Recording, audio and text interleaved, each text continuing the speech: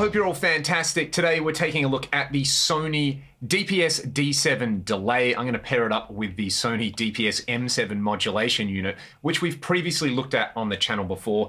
There was a series of 4 different rack mount units. These two, then a reverb unit, the R7, I've done a video with that one, and then a filter specific unit, which seems to be the rarest of the 4. A few years after this series came out, Sony baked them all into one single rack processor called the DPS V77. So if you like what you're about to hear out of either of these units, you can also look for that particular unit because it will do everything both of these do, which is pretty exciting. So basically it's a delay. There's a bunch of different delay algorithms going from just really simple echoes with no feedback through to multi-tap delays. I'm going to use the M7 for either some stereo chorus or some stereo pitch detune, but we'll start with it off.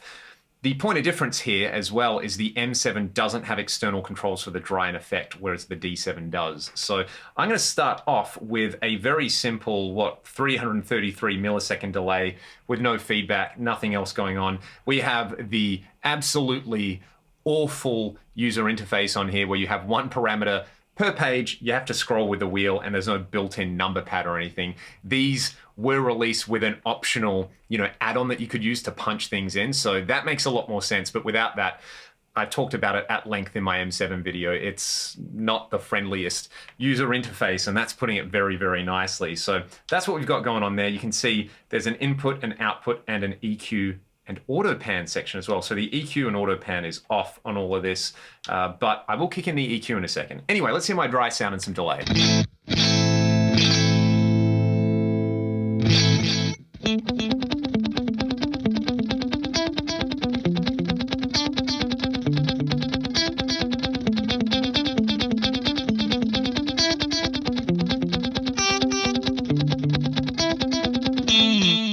There you go, very, very simple delay right there. Let's kick in this EQ though. I want to come over here, again, one parameter per page. Kind of drives me nuts. If these didn't sound so good, would really, really make me unhappy. But what I've got on here is a little bit of bass roll off at 200, a little bit of high roll off at 4K. Let's get out of that now. And this is what we get.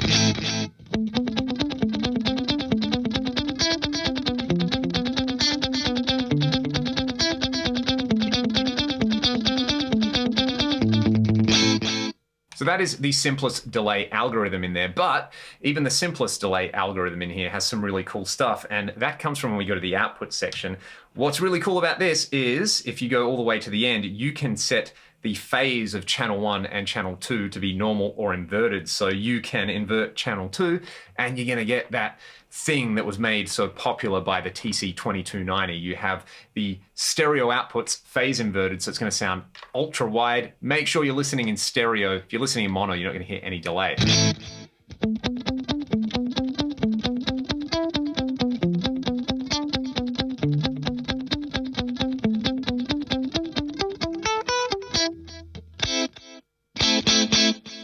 So that's pretty cool, but I want to delay with some feedback. So let's get out of this. Let's start with just a preset maybe. So you have some pretty straightforward presets to start with. I immediately like this polyrhythm 4+3. This is using the TPD algorithm. Let's hear that one. There we go. We've got stereo delays. We've got all sorts of fun stuff. Multi-taps. Sounds like this.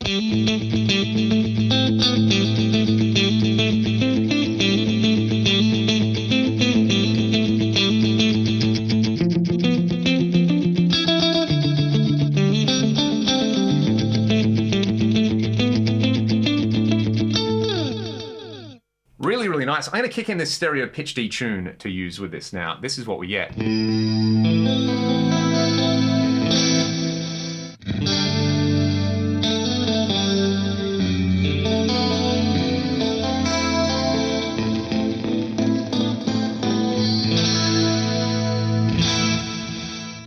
That sounds really, really lush. I'm enjoying that. Another little preset straight here is this Panorama Delay. Turn the pitch shifter off really quickly. Let's have a listen to what this does, and then we'll hear it with some filth.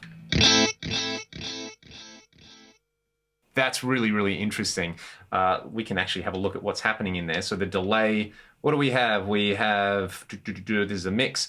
We've got tap 1 is 500 milliseconds, and then we've got a second tap at 520, a third tap at 1030, and a fourth tap at 1000 milliseconds. Do we have more than 4? Yeah, we got 5 taps.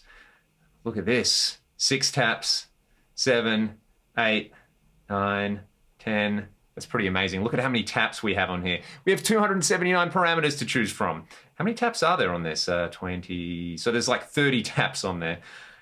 I mean, we can do stuff with that, right? Let's hear it with a lead sound, and then we'll hear some stereo detune. This is pretty glorious.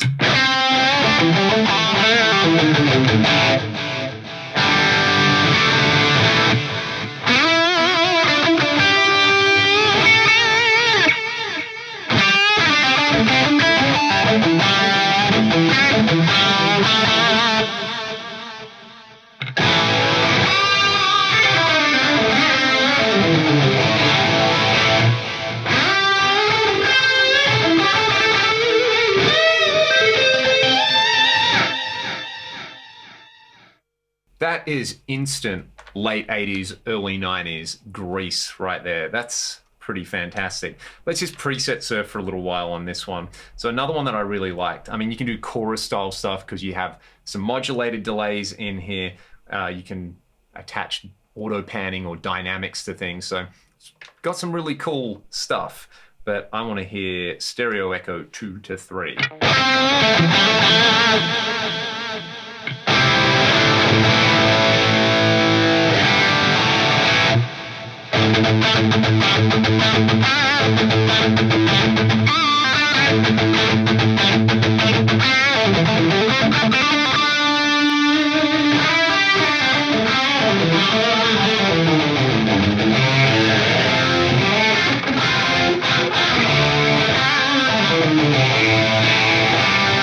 I've gone back to a clean sound now, and I've kicked in this like digital dimension style thing on the M7. It sounds like this.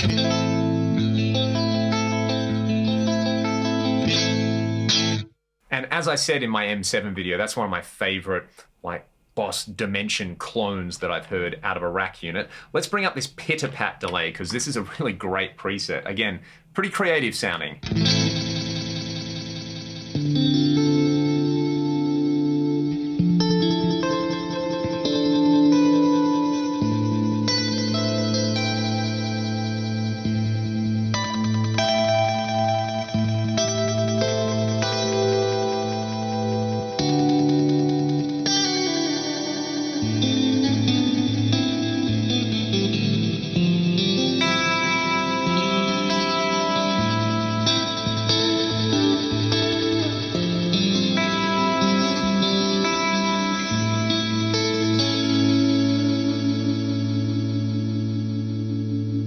You also have some analog style echo effects in here, like so.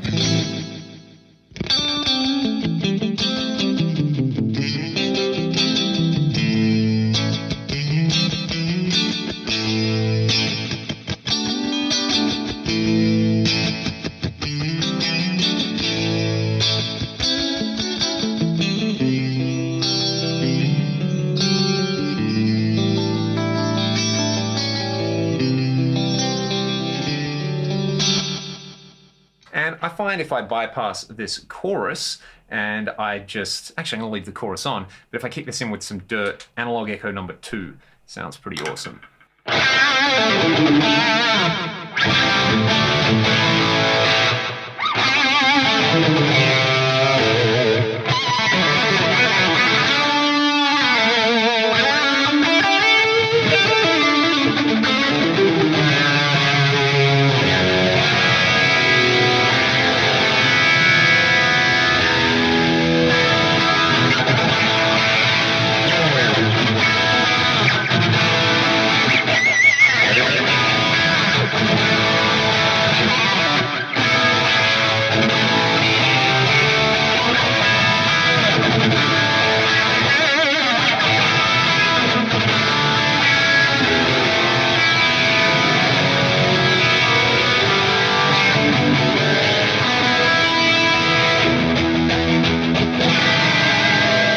You can even get some reverb style effects out of the multi-tap delay algorithms in here just by spacing your delay right.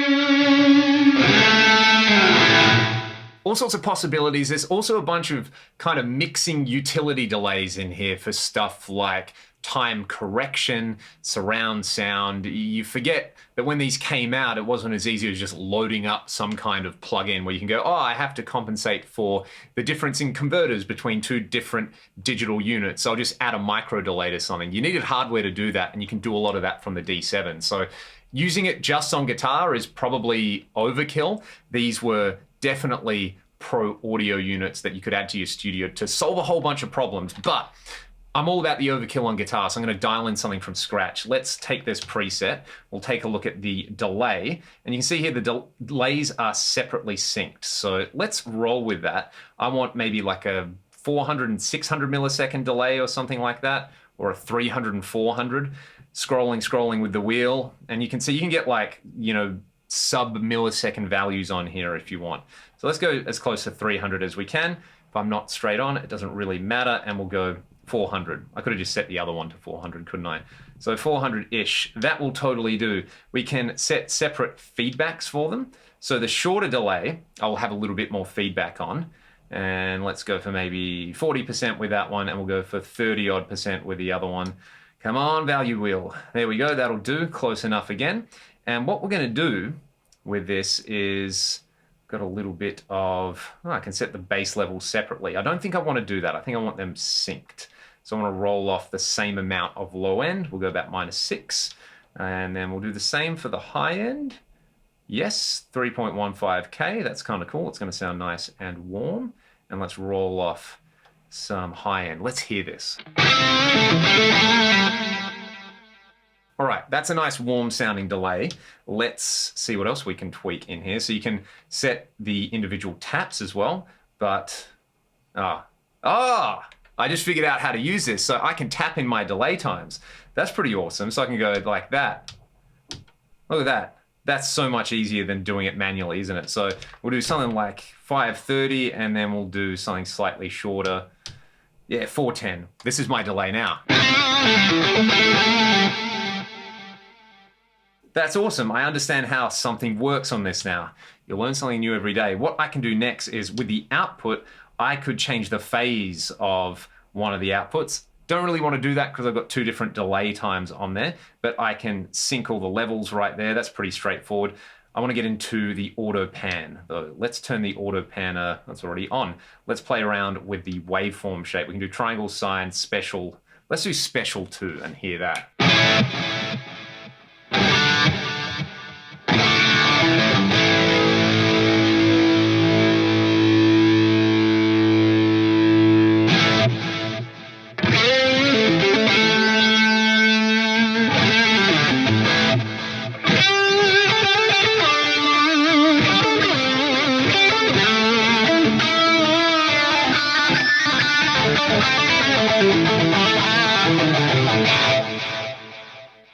That's awesome, having those delays pan around in stereo like that. So I'm gonna leave the auto panner on. Let's get out of that. And I talked about phase earlier.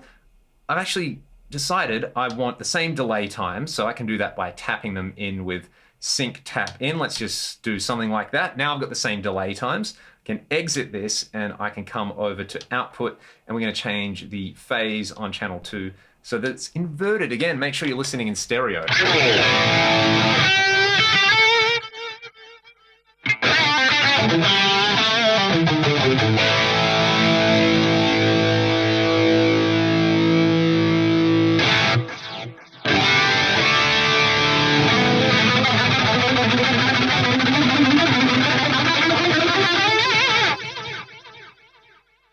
That's got that super wide thing going on there. So if you do like tweaking delays, even just this very basic kind of 2-tap algorithm can get you there. And you've obviously got sound design possibilities in here. Like I said, this was a piece of pro audio, something that I'm sure you could have used in your guitar rig if you wanted to, but it was probably more marketed at studios and things like that. So yeah, the D7's pretty cool. There's a lot of possibilities in there. It's a pretty clean sounding delay. Like basically, if you just want something that will put out what you put in, it can do that. It has some fun stuff like the phase inversion. It's got auto panning. You've got some EQ stuff in there, and you can get really, really creative with some of the more advanced algorithms. Having said that, It's not my favorite out of the series. The M7 remains my favorite. The R7 had some fantastic sounding reverbs in there, like the gold foil plate is a god tier reverb. I love that. But just as an example, what I'm going to do is I'm going to bring up a preset on this called